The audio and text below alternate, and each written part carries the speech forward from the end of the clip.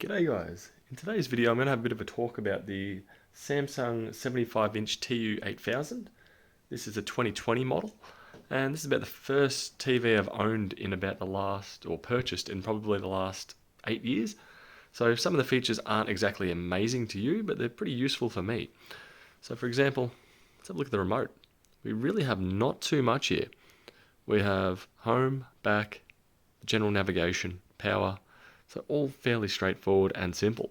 So let's fire it up, hit the power button. I find that the turn on time of this is very helpful, or very swift, so I'll just mute it. So down, up, very straightforward navigation on the remote.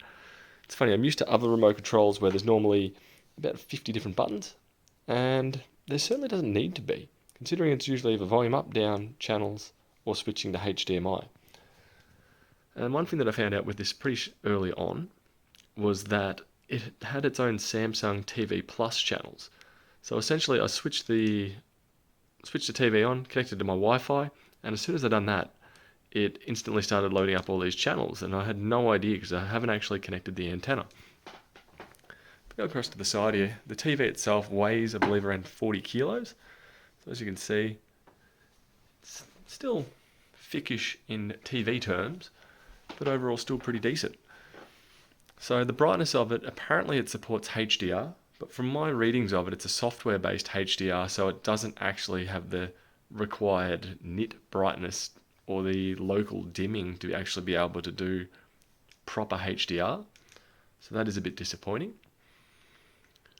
But granted, for the price of it, it falls into the realm of where it should be. As you can see, you can set up essentially most streaming services that you've got. I found them to be very straightforward with the app on my phone, with this connected to my Wi-Fi and Google Home. It was very simple to add it. I find that power off time's pretty swift too. Click and we're off. The other feature that I found on it that I really like, which I find pretty helpful, let's say we go over here and want to play the switch. Hit the power button. We should turn green. And bam, the TV has acknowledged that you want your HDMI inputs on, and away it goes.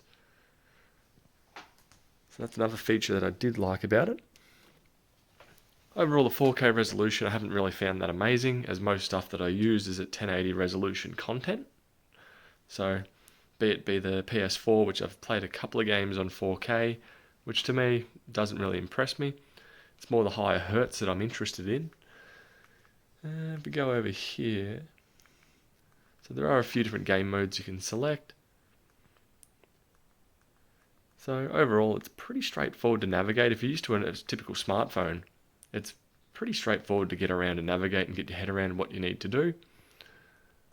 Overall, for a TV that you can purchase on special relatively cheaply, so, well, relative in the 75-inch market, where this one, I did require a new wall bracket on there due to the size and the weight of it.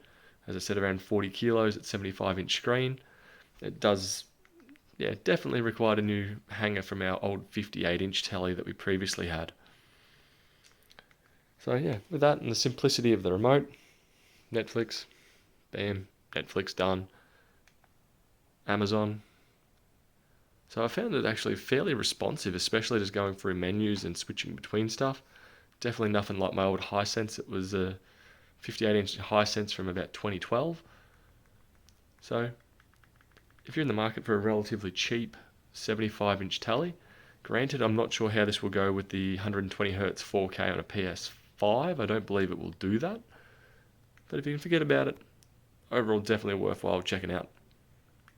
Anyway, that's my thoughts on the Samsung 75-inch TU8000. Catches.